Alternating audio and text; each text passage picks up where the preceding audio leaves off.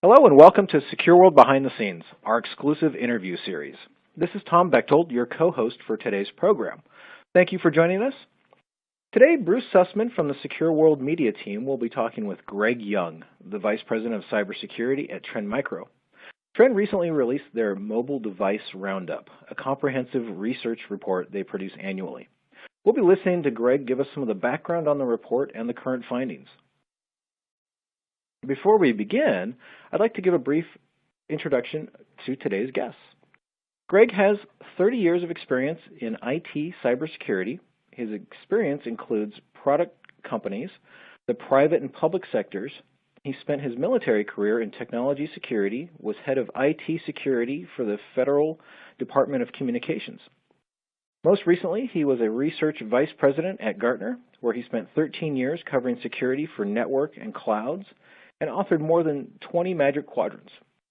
He received the Confederation Medal from the Governor General of Canada for his work with smart card security, and his recognition includes mention in Network World's 12 most powerful security companies, and was listed in Syscon's 100 most powerful voices in security. Last, and certainly not least, my co-host, Bruce Sussman, the Director of Digital Content, will be leading our interview. Bruce, please begin things now. Thank you, Tom, for that introduction. And Greg, thank you so much for going behind the scenes with us on the mobile threat landscape and what's happening. And I want you to know that I took some time to review the latest Trend Micro report on the mobile threat landscape, and a lot of my questions are coming out of the research that you've done. And I thought a good place to start was with the big picture. What are the dynamic shifts that we're seeing in the mobile threat landscape, or that you revealed in the research?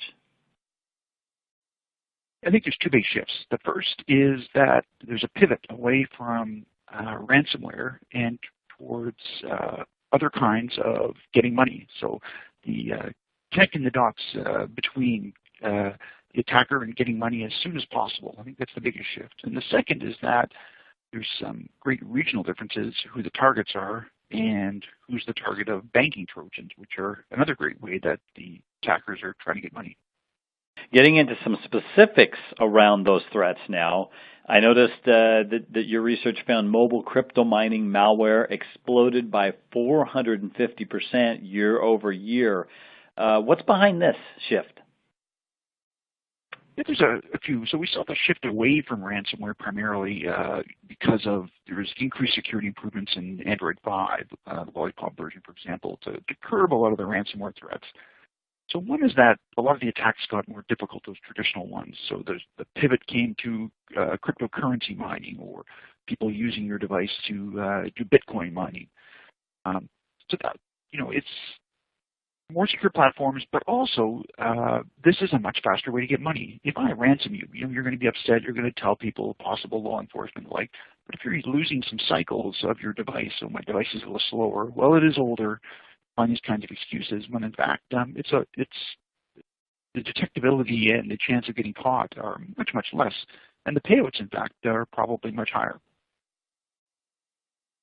There's also a technical change which is really, really interesting, that some of the encryption algorithms in some of the currency types were changed to better handle being greatly distributed. So whether this was done intentionally to say, hey, if you're out there doing crypto mining, we're going to help you do this, or whether it was saying, oh, we're just going to be more efficient and you contribute more CPUs to solving single problems of mining.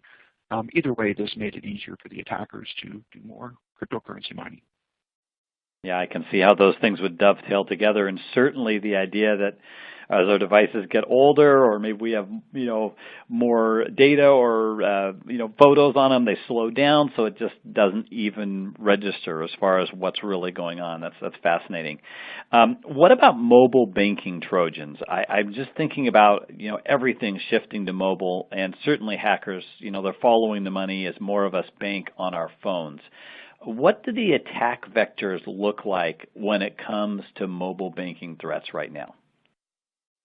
Yeah, you're absolutely right, Bruce, about the move towards more people doing banking online, being more comfortable online overall, especially on their mobile platforms.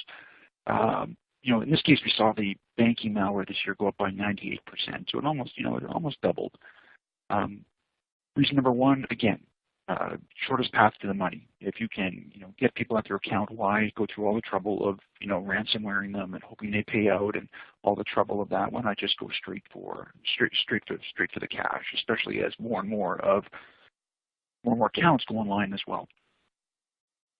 Really, what this is about, false applications being out there. Interestingly enough, with this increase, we also saw a real shift geographically that the number one sort of distribution point, effectively where the targets was Japan by quite a factor. And number one, Indonesia number two, India third. So we saw some real regional differences here. It's not evenly distributed. In fact, Russia number 5 and far down. In fact, the United States didn't even make the top 10 list. Well, let's move on to mobile cyber espionage. And I know that you covered this in the research. Of course, when I hear the word cyber espionage, it makes me think of it like a James Bond film or Russian hackers. But you actually found it's a real and significant threat, and it's diversified significantly. What are you seeing in this space? Yeah, this is really interesting. So, getting information through primarily social engineering is part of the background here.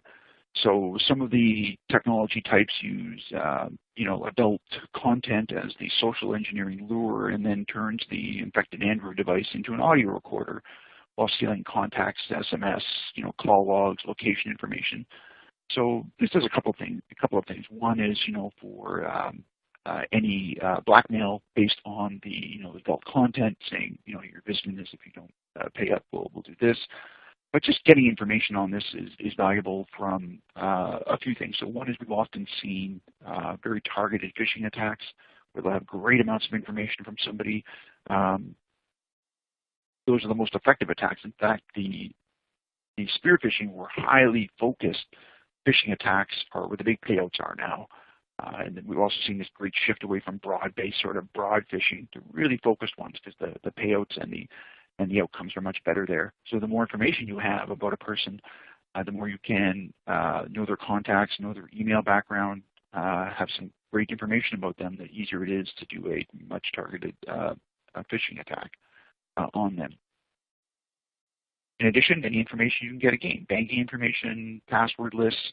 So many people don't use password managers, and they just have a file on their device that has all their identity, has all their UIDs and passwords, because we're challenged with having so many of them. That's a common target we found as well. Yes, that would be a little like hitting gold right there. I can see how that would be a big point of attraction for hackers. One of the other things that you also covered in the report, which kind of surprised me, but maybe it shouldn't given our overall patching scenario and what happens in the bigger ecosystem here with known vulnerabilities, but you actually found that a number of documented and known threats continue to be quite successful for hackers. What did you come up with there? Yeah, much like in the overall threat landscape, the older vulnerabilities are in fact the most commonly exploited ones. New vulnerabilities are always, the newest vulnerabilities are the most attractive, but they're also attractive from the security perspective, that we're always looking for the most common ones. It turns out that the older vulnerabilities are the ones that are most exploited. In the general, even in the non-mobile sense, the most commonly exploited vulnerabilities are ones that are 8 to 10 years old. Things that just aren't patched and won't be. Of course, with Internet of Things, that's the concern, is that those are so hard to patch, these devices like our speakers and televisions or water pumps, that these kinds of vulnerabilities, once there, will be around a while. And this is also true in the mobile sense. So we found that there were some really old vulnerabilities back from some CVEs from 2015, 2016 were really, really common. The dirty cow ones and IOV roots, these are some ones from, that are a few years old, 3 to 4 years old, still really common. So how are those getting out there? Well, people just aren't updating devices, or there's older devices, or devices, once they're redistributed, are brought back to original states or old images. It's sad that that there's so many of these older unprotected devices out there. It's so easy to patch things, but this is the reality of today. Yeah, we saw even an increase. So, for example, we saw there was about, in 2017, we saw around 50 unique exploits based on these three older vulnerabilities, whereas in 2018, these older ones exploded. So not only, you would think that as we move forward in time, the older exploits would become less attractive when we're seeing explosions. So that 50 samples went up to 400 of based on those vulnerabilities. Wow, that's incredible. And when you talk about patching and the challenges around that, it kind of reminds me of the interview that I did with Bruce Schneier at SecureWorld Boston in early 2019, where he was talking about, in his opinion, that patching's a failed security paradigm. It's just impossible to stay on top of. So we'll have to continue to track that. But along those lines, and coming to protecting endpoint, I don't typically like to talk about products in these behind-the-scenes interviews, but I was curious because I know Trend Micro has a Mars service, and that's a capital M-A-R-S, and of course everything Mars is really hot right now. We're always talking about it, right, the red planet. But I was actually curious, what does that stand for, and how does it work? Yeah, so this is actually a no fee thing, which is rare in security these days. So Mars is our mobile app reputation service. So the idea is if you have an application that is unknown or suspicious, or one that you're creating, you can submit it to the mobile app reputation service, and then it will be checked. So the idea of making it free was to get as big a sample as possible to help protect people by saying, hey, if this app is malicious, the more people that know about it, the better. It helps our clients, but it helps everybody as well. You shouldn't be charged to sort of phone the police kind of thing, and that's the idea behind this. So it's been up about 3,000 days, and just today, for example, there's been 8.3 million apps checked, and 27,000 malware detected today. So that's big numbers, but that 27,000 bits of malware just today kind of shows the state of mobile security is not as great as we pictured being. Yeah, that's incredible. So that's basically almost like a real-time view of what's going on in the space. Is that right? Yeah, that's right. And there's counters that show up, so folks can look at that, and it's real time, and of course reset daily. But also shows that with the variability, particularly in the Android ecosphere, there's so many unique apps, and of course with the banking Trojans being one of the identified, being such a high impact outcome type attack, it's great to see there's many submissions. But also it shows that the real shift is happening from traditional sort of server endpoint-based attacks going to more and more to mobile as more data goes on there. And as they become a much more complex platform, they become a much better target as well. Yeah, I can see how that would happen. All right, so we've talked about a lot of the challenges, and we've talked about a lot of the things that have, really accelerated around mobile threats. But there was some good news from your research, and one piece of good news was that mobile ransomware dropped significantly. And you kind of touched on this earlier, but what are the reasons behind that? Ransomware has been, and remains, it's so newsworthy, right? And there's so many, particularly some public organizations getting hit, states, counties, cities, school boards getting hit with ransomware. And it's just, particularly these organizations where they're IT challenged, and by that I mean they don't have a lot of IT staff. They're not like a bank or the military where they've got staff who can really a lot of IT staff and they're ready for this. Ransomware has been big news because again it's a short path to money. Unlike before, where I'd have to steal a credit card number and then try to monetize that. That's a lot of steps involved. But if I ransomware somebody, that was a somewhat short path. But to get control of somebody's endpoint and ransom them, that's tough. Particularly when there's easier backups in some way on mobile and there is in other sort of platforms. So that was one move away. Was the bad guys wanted a shorter path to money, but also as the security improved, that also got in the way. And I think that once these changes started to happen, the bad guy ecosphere said, hey, look, let's just go do banking, just go steal their banking information with a banking Trojan, or let's just do our own Bitcoin mining, and because all this ransomware stuff is getting too risky. Yeah, it's interesting. It's kind of like you always hear about home security systems. That's kind of the marketing thing with those is, if you have one at your house, most burglars are going to go to the one next door because they're lazy, right? So that's kind of what you're saying is the shortcut to the money. That sounds like what you're talking about there. Yeah, security's really become, has its own economic rules that have become more complex. So, we see this whole economy of, the threat side really focused on money. Back in the day, it used to be all about just, sort of some cause or getting notification or just, creativity. But now it's really about money. This is clear. Even, on the good guy side, there's a whole economic ecosphere around selling, vulnerabilities. Threat researchers can make a really great living, ethical living, finding vulnerabilities and reporting them and getting rewarded for their labors. But on the other side, the dark side of that mirror is also that the bad guys are very, very focused on this. In fact, many countries whose cyber warrior forces, they're offensive cyber warriors, they don't pay them well in some of these countries. So what do these people have to do after hours? Well, they use the same tools they use during the day in their intelligence or cyber ops world, and they attack people at night for money. Many of these attacks coming out of parts of the world are just where they don't pay well, especially the military type cyber ops people, and they have to make money after hours by ransomware or by Bitcoin mining.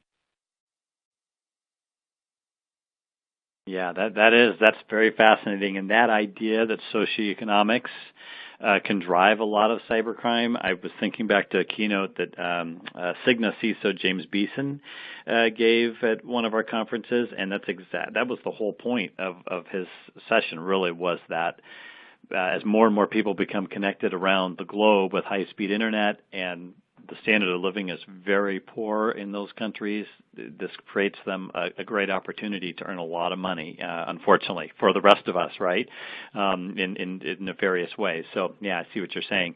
All right, well, lastly, just to wrap this up, I thought we should look ahead. And you're right. You mentioned that we like to look ahead.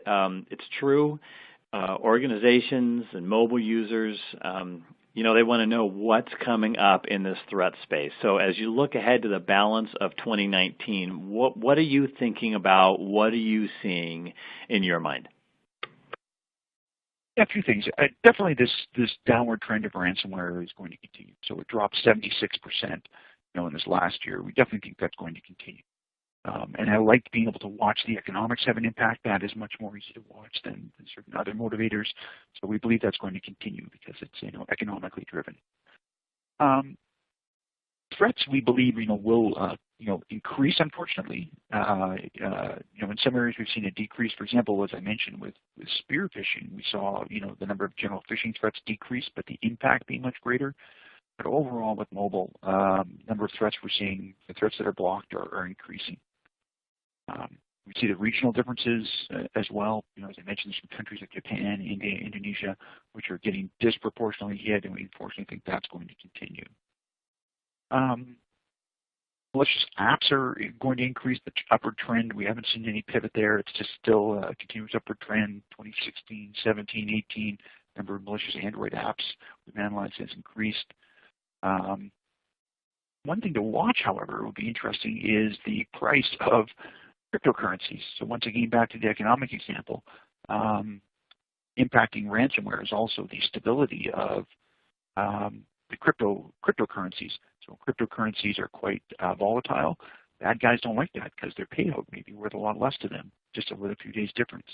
When cryptocurrencies are stable or slightly increasing, that's a great then tool to maybe pivot back to some ransomware to supplement the cryptocurrency mining if that starts to become too expensive for them as well. Well, we will definitely be keeping an eye on those prices then, since that's a big driver. So thanks so much, Greg, for sharing your insights. Really appreciate it with all of your expertise and kind of revealing more to us about the mobile threat landscape and how you see it in your Trend Micro research. So I'll hand it back over to Tom, and thanks again. Yes, thank you both, Bruce and Greg, for taking the time to share your expertise with us and a little bit about the behind the scenes on your new report. So thank you again for that. Be on the lookout for future behind the scenes interviews with our media team. On behalf of SecureWorld Digital, I would want to thank everybody again for their time and participation today.